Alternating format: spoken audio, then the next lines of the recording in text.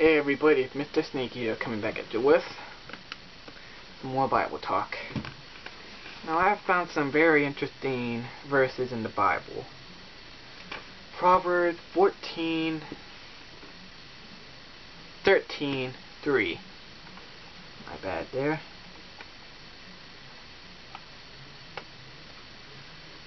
Proverbs.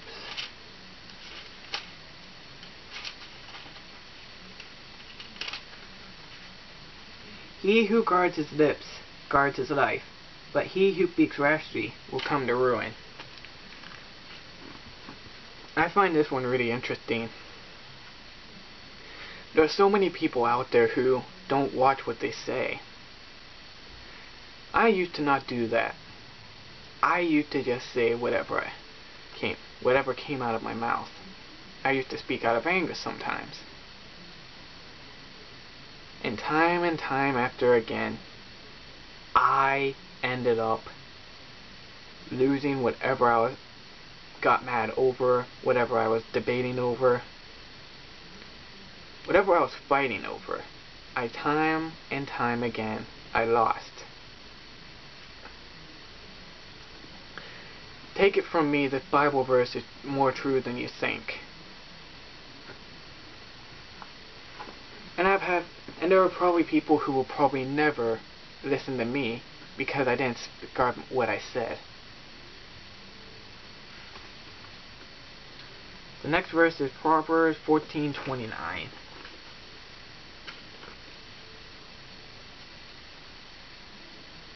Here we go. A patient man has great understanding, but a quick-tempered man displays follies.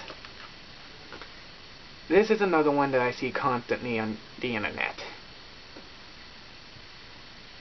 How many people do you say are patient in this world?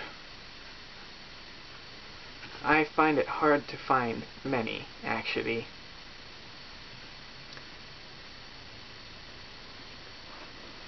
So, I don't find great understanding within people. And I'm not gonna say I'm an understanding person because that's not really my decision to make. I can say whatever I want. Is it true? No, it doesn't. In fact, if I'm understanding, that's really for you guys to decide, not me. But I find so many people are just not understanding, like, they choose not to understand me. They're not patient.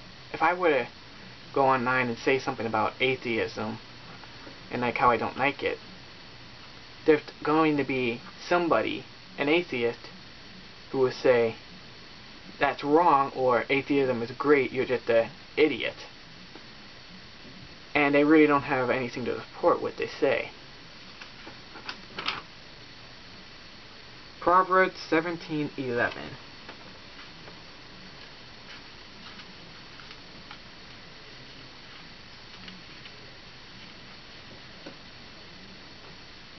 An evil man is bent only on rebellion. A merciless official will be sent against him.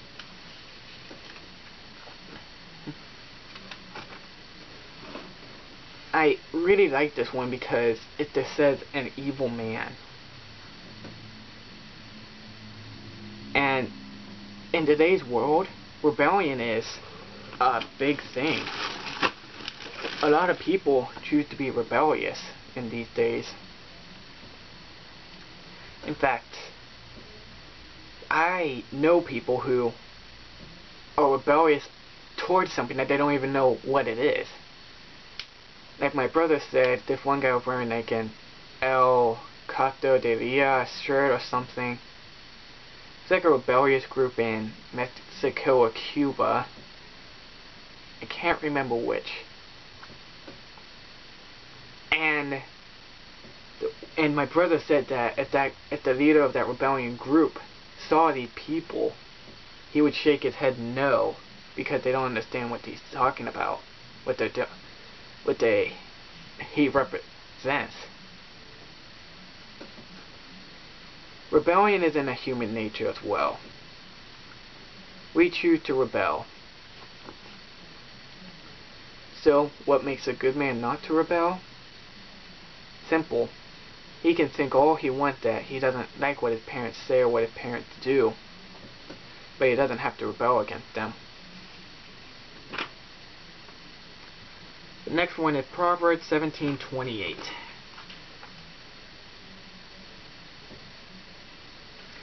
Even a fool is thought wise if he keeps silent, and discerning is if he holds his tongue.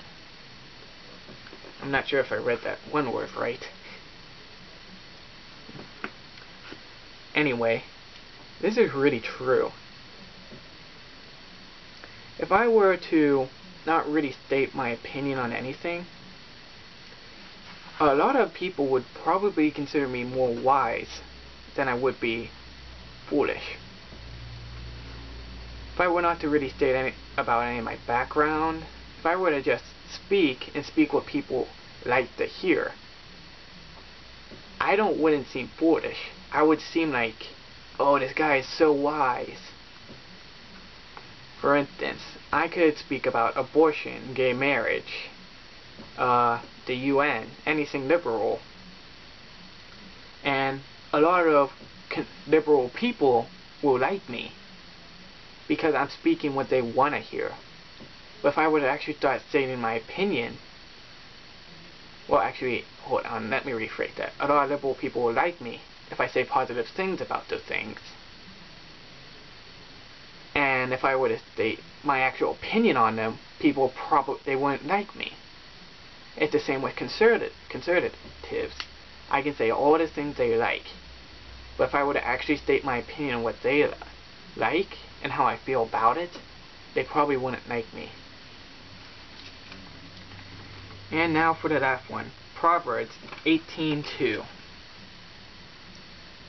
A fool finds no pleasure in understanding, but delights in airing his own opinions.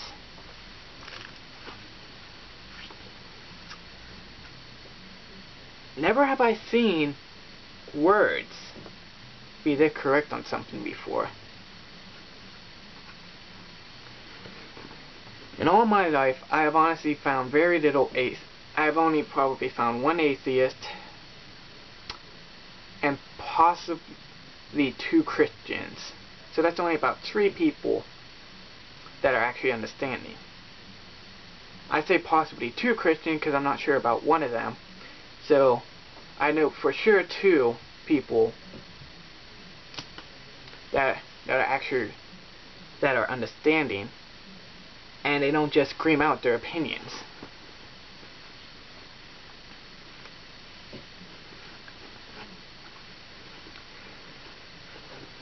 You know what?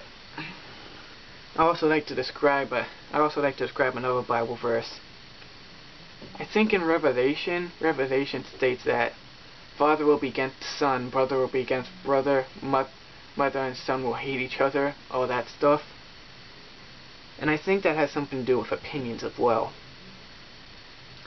People are going to be so caught up in what their opinions... You see, when somebody has an opinion on something, that person believes that to be a fact 9 times out of 10.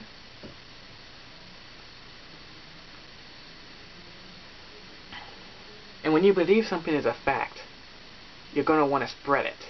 Okay? People can say God is evil, and they will say that's a fact. And no, that's really opinion on how you feel about God. You can say God is immoral. No, you think he's immoral. That's not a fact. And what's going to happen is that opinions are going to matter more than what the truth actually speaks. And you can see that today in anyone you really talk to. Their own opinions will matter more than what the truth is. Well, that's about all the Bible verses I wrote down. But that's not really the end of Proverbs. There is more stuff in Proverbs that really explain a lot. I mean, when I read Proverbs, it's a real eye-opener. And it's just really amazing about the stuff that was written there.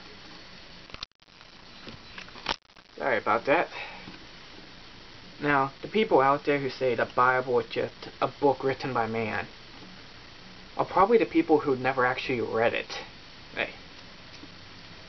I mean, there is so much stuff in this book that is true that either a 100-year-old man wrote it or some being outside of man's control did. And you know what? It has to be some being because all the books in the Bible were written at relatively different time periods. Now you can find a small cluster of the books being written in the same time period, like the first 5 books being written by Moses.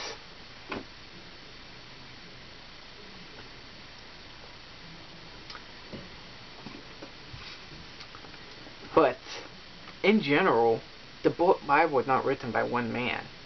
It's written by several men, all writing about the same thing.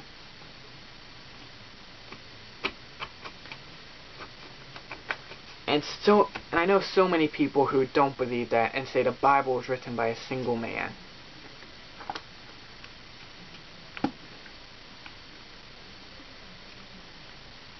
The Bible, out of all the books I've ever read, have been the one that has given me the most wisdom in life. And if you want any proof of this, it's in Proverbs. Read Proverbs. It's really an eye-opener. See ya.